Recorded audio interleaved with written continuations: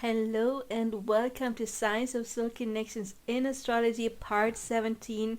Today we're going to talk about the asteroid Juno, which many of you may already know is the asteroid of divine counterpart connections, twin flame connections, soulmate connections. So we are going to talk about that. In this video, we're going to talk about Juno in divine counterpart connections. And in that part of the video, I'm also going to show you how to find out what your Juno sign is, okay? I'm going to tell you how you can figure that out. What the hell is your Juno sign or your person's Juno sign? And then we're going to talk very briefly about Juno connections in Synastry. It's very, very brief. So Juno in divine counterpart connections. Juno is the asteroid of soulmates or any kind of soul connections in general, including twin flames, or we could just say it is the asteroid that shows us who is your divine counterpart. Whereas Venus for men and Mars for women show what we are attracted to, and the moon and Jupiter show us what kind of wife or husband we attract, Juno shows us who our divine counterpart is.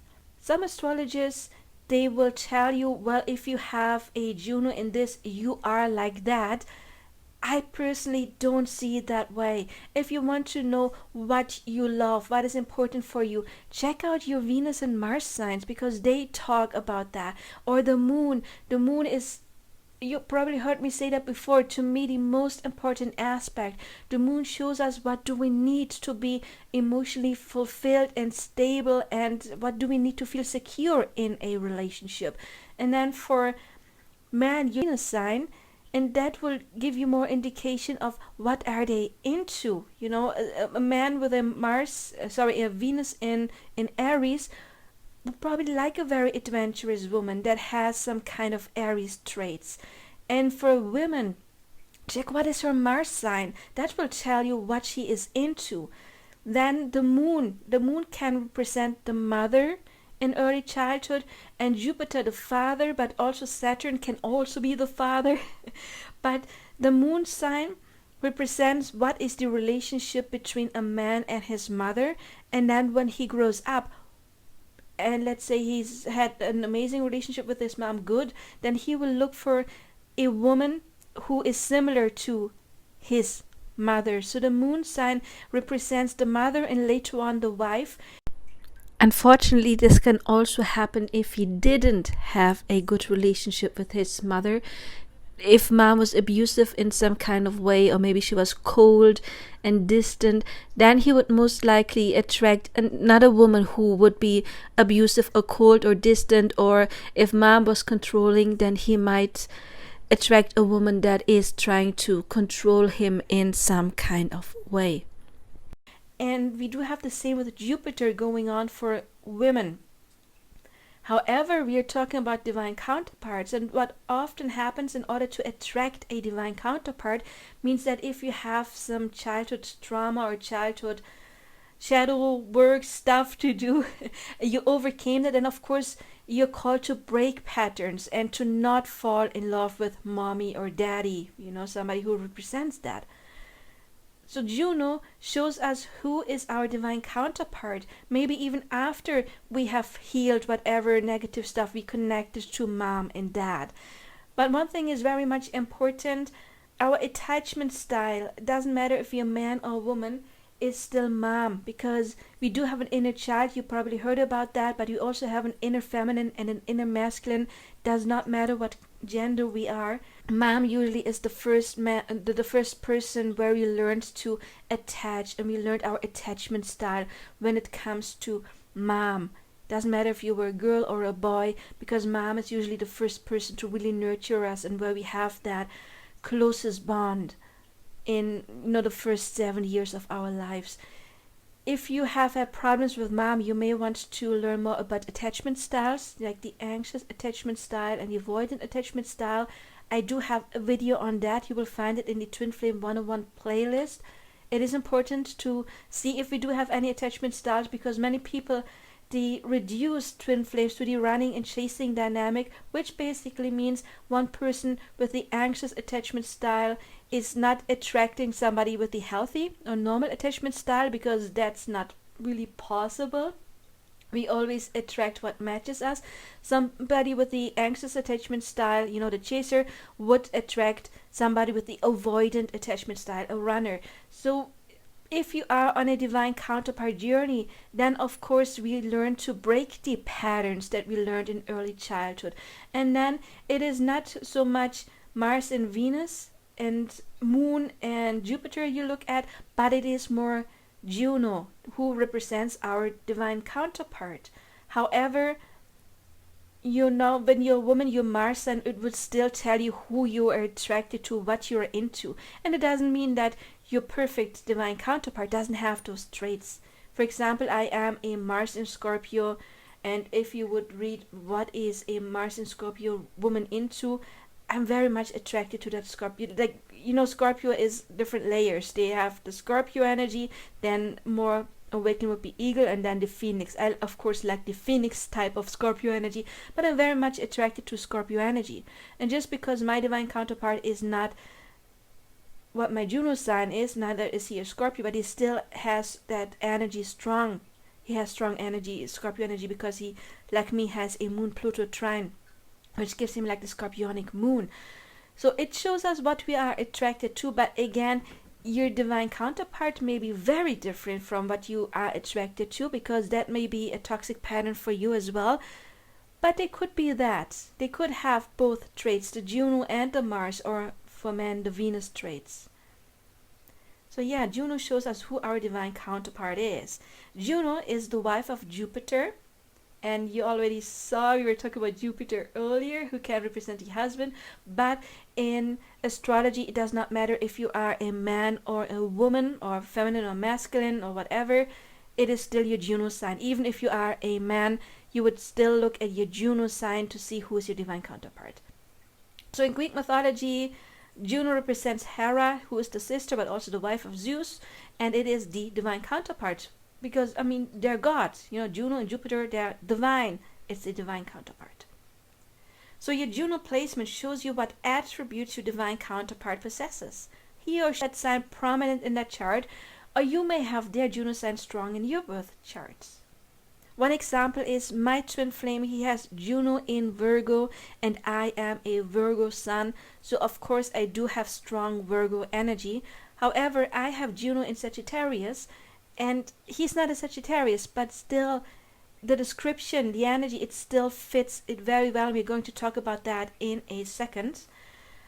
So already don't have that energy. My twin flame doesn't have Sagittarius energy dominant in his chart, but they still inhabit traits of your Juno sign. And we're going to talk about what does that mean. Often one divine counterpart has strong traits of the other person's Juno sign. As I just said, he has Juno Virgo, I'm a Virgo sun. In rarer occasions, both have the energy of the other's Juno dominant. It could have been that since my Juno is Sagittarius, that he would be a Sagittarius, but he is not. It rarely happens. I've seen it very, very rarely, maybe really just a couple of times, that they both have strong in their chart what the other one has as a Juno sign. Usually it's one of them. So now we're going to see what is your Juno sign, and you can go to this page astroseek.com, and then we're just going to look for asteroids in natal chart. I'm just going to enter my information. 82. Okay, and I'm just going to click all the other ones away just to not make it too overwhelming, but we got Juno here, as you can see. Calculate asteroids, and you see it here. It says Juno right here, and then there is this little list here where you can see, for example, you see I do have it in Sagittarius here in the 7th house. As you can tell, it just simply says Juno right here. It is no symbol. The symbol you see here, it's Neptune, but you can see here that's the symbol for Juno. But here when you just Google, this is the symbol of Juno. So you may see in some astrology programs, you may see this symbol here. But as I said, in this little program here, AstroSeek, that I really, really love, you see it here, and in here it just says Juno. It makes it probably easier. Let's go through the Juno signs. This is really, really, really quickly.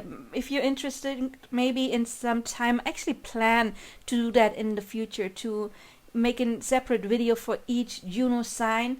But right now, it's just important that you know that your person will have the traits. And we have this nice page here. It is terrynason.com, asteroids. And yeah, Juno is the asteroid that has an influence similar to Venus. Juno rules the soulmates, the wife, marriage, and commitment. And I wouldn't just say soulmates, I would say divine counterparts, twin flames as well. Any kind of divine counterpart. In the natal birth chart, it indicates what we are looking for in a mate or marriage partner. It indicates what type of soulmates or twin flames we attract and defines that person. So you see, it shows that what kind of person we attract. Who are they? Not who am I. And I know you will find many videos on YouTube when you check your Juno sign that would show you, they would try to tell you who you are. Oh, you are Juno in Aries, so you are like this and that and that. No, your character is more like your moon sign, your sun sign, your they show you us who you are. Juno shows us who are they, who's your person. So it indicates the type of soulmates we attract, and it defines that person. It doesn't define us, it defines them. What type of marriage partner we need, and who will we attract. More importantly, who is our soulmate. So we're just going to go through those real quick. So Juno in Aries. If you have Juno in Aries, then the soulmates will be a self-starter, a motivator, aggressive, assertive, and active. Aggressive doesn't have to mean like physically aggressive. It could, there's somebody, when they start something, they try to pull through. This person is someone who starts things, a type A personality, a big city type, who could also be a big talker. Also make sure to check out what is your person's Juno sign, and check, do you have any attributes of that sign. But you already see, they don't have to be an Aries sun to talk a lot or to really start things. It could be any fire sign who's like, okay, I like to start new situations, I like to learn new things. And somebody who's assertive, like Capricorn energy, for example, is also somebody who does not give up and who is really fighting for what's important for them. Less than Aries, or in a different way, because this is fire. But you already see a self-starter. It could be any sign. They just have these attributes. Maybe they have something strong in the first house or whatever it is. They don't have to be Aries. If you have Juno in Taurus, or if your person has Juno in Taurus, your soulmate could provide you with stability and security minded, likes to be touched and cuddled, yet take a while to commit, because Taurus is the slowest energy. He or she could be strong like a bull, big boned, stubborn, and bullheaded. He or she will be a good listener. But again, doesn't mean that they have to be a Taurus. There's other signs that are known to be good listeners. You can talk very well, for example, with Gemini, if they let you talk. Or Virgos are very good listeners as well, so they don't have to be Taurus, but they will have these attributes, that they're strong, maybe even physically strong. If your Juno is in Gemini, your soulmate or partner will like to talk and convince others of their point of view. But again, they don't have to be in Gemini to do that. Virgos like to talk as well. The hands are always moving, as the mouth does, and love to just jump in the car and go. Additionally, sometimes your marriage partner could be deceitful. Well, that is the downside of Gemini, but it always depends on how awakened is somebody. Gemini can be very much awakened as well, because remember, Gemini and Tauro represents the lovers, somebody who can be very, very loving. The talking hands... I'm a Gemini rising, and the rising sign often shows us how do we portray each other, so I do have the talking hands. I don't have Juno in Gemini, it's in Sagittarius. But yeah, your person may have talkative hands, or they just are somebody who likes to talk a lot. And there's other energies who do that. I mean, the opposite of Gemini is Sagittarius, but Sagittarius is very well read, for example, and they may like to teach and talk a lot as well, so it doesn't have to be a Gemini. Juno in Cancer. Family could be the motivating force that attracts you to your soulmate. In him or her you see domestic bliss, and you could see yourself settling down and having a family. The soulmate or partner could get clingy though, or you could be clingy towards them. Nurturing and mothering will be involved. So they don't have to be a Cancer to have those traits. I know I repeat myself, I just want to make it clear. Juno in Leo. So if you have Juno in Leo, your soulmate could have lots of star quality and be a leader in some way. A bit lazy and a bit arrogant and loud perhaps, but lots of fun to be around. This person will be childlike in many ways and have a childlike charm about them, because Leo is ruling the fifth house, the house of children. But Geminis could be that as well, because Gemini energy is Peter Pan syndrome. They always stay young and youthful as well. He or she may have strong ideas about children. June in Virgo, that is my twin flame, and I'm a Virgo sun. The perfect soulmate with this position of June is one who tries to perfect you. You might or might not take their criticism too harshly. In fact, you could see it for what it is, a perfectionist attitude, and maybe even constructive. Your partner will be a hard worker who might even work with you. And that working with you could also be very much a Taurus thing, because Taurus is ruling the second house, and the second house is also a bit talking about income, money, building something. So it doesn't have to be Virgo. Also Capricorn energy is very much talking about achievements. Juno in Libra. Your soulmate or partner could be beautiful, charming, and well-mannered. Additionally, you will enjoy their company and do many things together for many years. The relationship of marriage could be centered on just you two, regardless of children. You will recognize your soulmate instantly as someone you can spend many hours with. I forgot to say one thing. We want to check not just the sign, but also the house. I do have June in the 7th house, which would be the Libra house. If you don't know your person's exact birth time, then you won't know their house. You will only know their sign. But if you know your personal exact birth time, you will know your sign and your house. You can check what house it is and then read that as well. For example, you have it in Gemini in the first house, then you check Juno in Gemini and also Juno in Aries, because the first house rules Aries. So for me, Juno in Sagittarius, at the same time Juno in the 7th house, which means also Libra energy. Right here, Juno in Libra, my twin flame, yes, he is beautiful, yes, he is charming, he is well-mannered most of the time. I did recognize him instantly as someone I like to spend time with. All of that, even though he's not a Libra, that still, all of that highlights who he is, yes. Juno in Scorpio, or 8th house, I should add that. If you have Juno in Scorpio or in the 8th house, your soulmate or partner is passionate, and that could be what attracts you to him or her, strong sexual attraction. You'll want to hide away with this person for long weekends, and it might even be a secret liaison while both of you are with other people.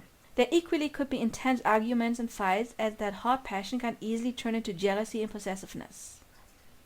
If you have Juno in Sagittarius like me, or in the 9th house, your soulmate could be from a different religion, cultural background, and maybe a foreigner or come from another country. He or she could be famous and have a talent for writing, teaching, or education. You may follow this person to another country or travel extensively to find him or her. Yeah, that's my twin flame. He's not a Sagittarius, but we do come from different continents. There's traveling, the talent, that, all of that. He's not a teacher, and we don't have different religion. That's my twin flame. That exactly shows even how we met, traveling. Every time we met, almost every time we met, at least one of us was traveling, or we met to complete different places. But he's not a Sagittarius, but still it's a perfect description of my twin flame. So June in Capricorn or in the 10th house. Your soulmate could be older or act older than you. He or she could be more responsible or secure and take a parental role towards you. You could look up to this person immensely, and he or she could be very successful in what they do.